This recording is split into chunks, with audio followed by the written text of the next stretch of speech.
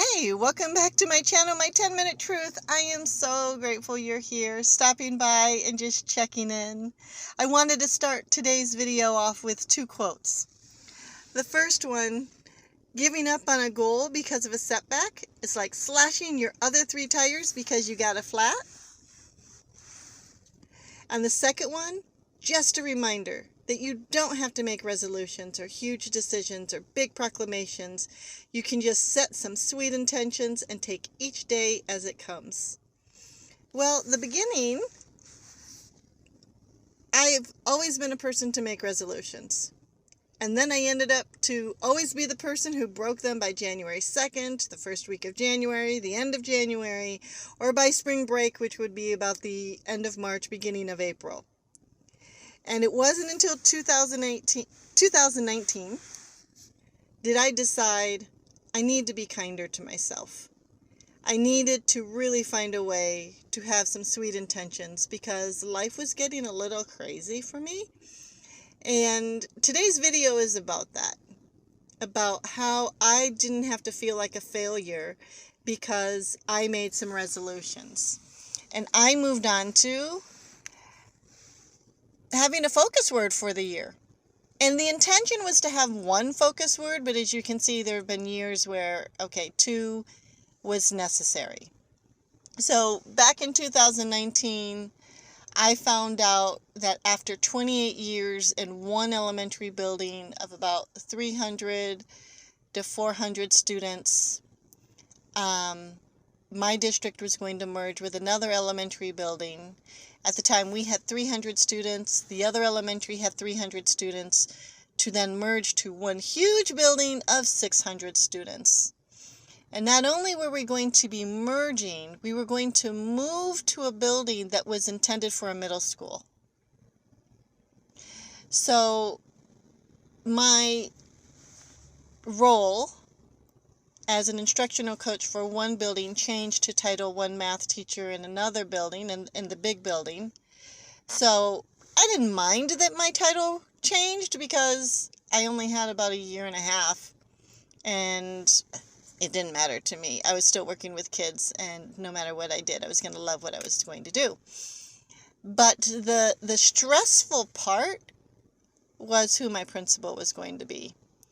And this person was very triggering for me because not only did this principal have a really horrendous background in not only how she had treated me previously when she was a staff member at my building, but then over the years what she'd done to many of my friends and other staff members. So her behavior as number one, as a colleague, and eventually becoming an administrator, was triggering. And I had a very difficult time because my anxiety was so up, and I could feel it was getting heightened, and I was starting to get panic attacks. So in 2019, I decided I just was so overwhelmed with how many resolutions I needed to make that I just couldn't keep up. And I did not need to have another reason to feel like a failure because I broke another resolution because I couldn't keep my shit together. Is basically what it was. So I decided January 2019, I was just going to focus on some words. That I would breathe and remember to breathe so that I could endure. And I pretty much did super awesome up until November 2019, where I basically lost it, and I was bedridden for an entire weekend, and I could barely get out of bed. It was the deepest feeling of depression, and it's bringing tears to my eyes because I realized as much as I was putting on my Oscar-winning performance of keeping my shit together, My body was indicating to me that I was failing my mental health. And I wasn't taking care of me because I was too busy trying to please everyone else. And I was just, that level of perfectionism was more than my body could handle. And that weekend, I realized I needed to get back to therapy.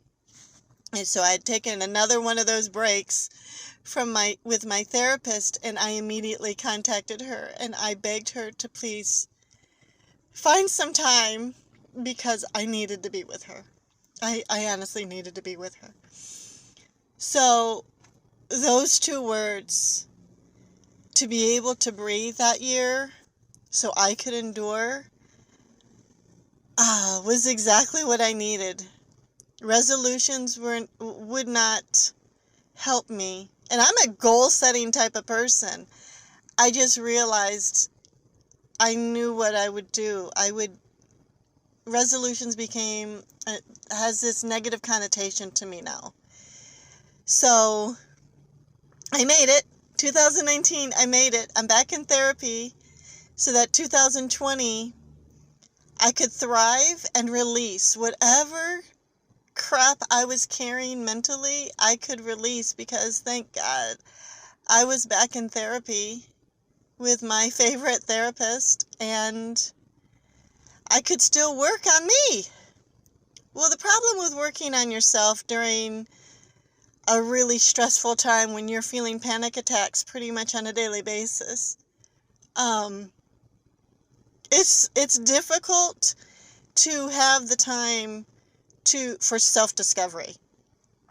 It always is, because what comes first? I got to work. I've got demands. I've got things to do. So even though I would follow my therapist's homework, I really did not take the time to slow my butt down to really take it in. And then came the pandemic, school closures, working from home. And I will tell you, and I know I did a video on this already, it saved me.